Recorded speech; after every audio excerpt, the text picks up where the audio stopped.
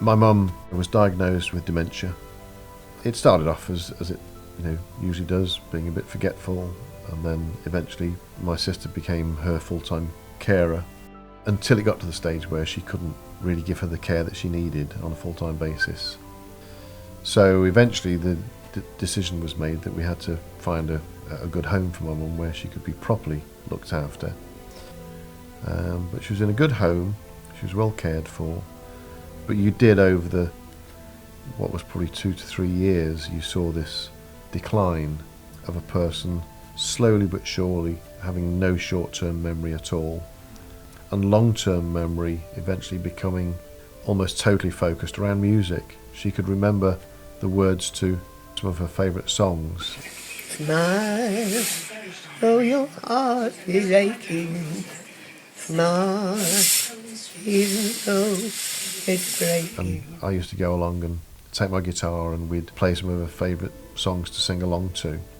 And the words to those songs were the bit that stayed until the very, very end. Mum was a great storyteller.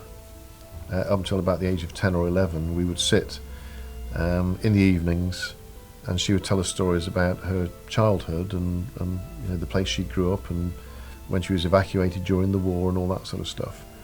And we would sit mesmerised as she'd tell us these stories, which was brilliant.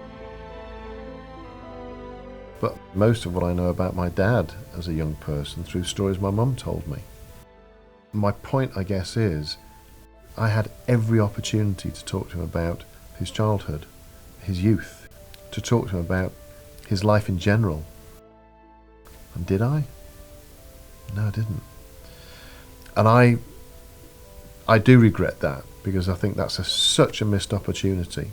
So here I am now, I'm 60 years of age, and I'm reflecting back, and I know nothing about my dad before the age of about 17 or 18. How can that happen? That should never happen again.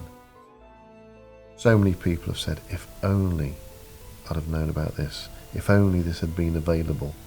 And it is that if I just had one more day with my mum, my dad, my grandparents, to ask some of those questions, to capture some of those memories, what a difference it would make. And this is trying to give people a solution so they've never ever got to say, I was too late.